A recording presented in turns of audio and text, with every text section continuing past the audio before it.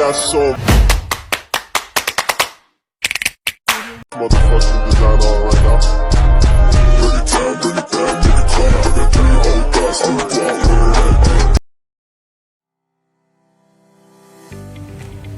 Manajer keuangan merupakan salah satu posisi di divisi keuangan yang bertugas untuk mengatur dan membuat keputusan finansial serta mengaplikasikannya demi tercapainya tujuan perusahaan. Dalam kata lain, seorang finance manager bertugas untuk membantu perusahaan dalam mengelola keuangan. Fungsi manajer keuangan. Berikut ini penjelasan singkat tentang fungsi manajer keuangan. Yang pertama, planning. Fungsi manajer keuangan ini meliputi segala hal berkaitan dengan perencanaan arus kas hingga laba rugi perusahaan. Yang kedua, budgeting. Budgeting adalah fungsi manajer keuangan yang berkaitan dengan pengalokasian anggaran secara efisien untuk kegiatan operasional perusahaan. Yang ketiga, controlling. Controlling atau pengendalian keuangan adalah fungsi yang mencakup kegiatan evaluasi mengenai keuangan serta sistem keuangan perusahaan. Yang keempat, auditing. Fungsi ini berkaitan dengan pemeriksaan penggunaan internal keuangan perusahaan. Jadi, jika ada penyimpangan terjadi, maka pihak manajemen bisa mengetahui segera mungkin. Yang kelima, reporting. Fungsi manajer keuangan yang terakhir adalah menyediakan laporan informasi keuangan perusahaan serta analisis rasio keuangannya. Seorang manajer keuangan umumnya memiliki beberapa tugas yang berkaitan, antara lain adalah sebagai berikut.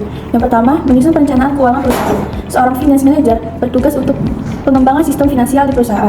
Perencanaan tersebut dibuat sesuai dengan kebutuhan dan aktivitas perusahaan di satu periode. Yang kedua, mengoperasikan kebutuhan keuangan perusahaan, bertujuan agar kebutuhan keuangan dapat digunakan secara efisien. Misalnya seperti memastikan penggunaan uang yang disediakan sesuai dengan rencana. Jika ada permintaan budget tambahan, manajer keuangan bertugas untuk mengkaji dengan cermat sebelum mengambil keputusan. Lalu yang ketiga, bekerja sama dengan manajer divisi lain. Untuk mengetahui kebutuhan masing-masing divisi, diperlukan koordinasi antar manajer. Inilah mengapa seorang finance manager juga harus bekerja sama dengan divisi lain untuk mengetahui kebutuhan tiap-tiap divisi. Lalu yang keempat, membantu pengambilan keputusan terkait investasi. Karena perusahaan sering melakukan investasi demi memperoleh profit. Tugas manajer keuangan selanjutnya adalah untuk membantu menilai apakah sebuah investasi perlu dilakukan atau tidak. Lalu yang terakhir adalah yang kelima, menjadi narahubung perusahaan pada pasar keuangan. Pasalnya, disinilah tempat yang dapat digunakan oleh perusahaan untuk mendapatkan dana tambahan dan menjual surat berharga. Tugas manajer keuangan. Yang pertama yaitu mengelola fungsi akuntansi yang ada di perusahaan. Yang kedua yaitu melakukan mengordinasikan pengontrolan dana perusahaan. Inilah mengapa mereka juga bertugas untuk mengontrol setiap divisi yang ada di perusahaan. Gunanya untuk memastikan bahwa setiap perusahaan menggunakan budget sesuai dengan kebutuhan mereka. Yang ketiga yaitu melakukan perencanaan dan pengembangan sistem keuangan. 4.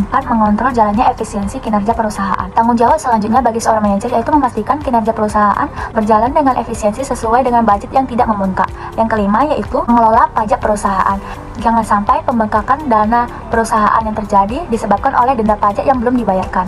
Dan yang terakhir yaitu yang keenam, mengelola arus kas utang dan piutang.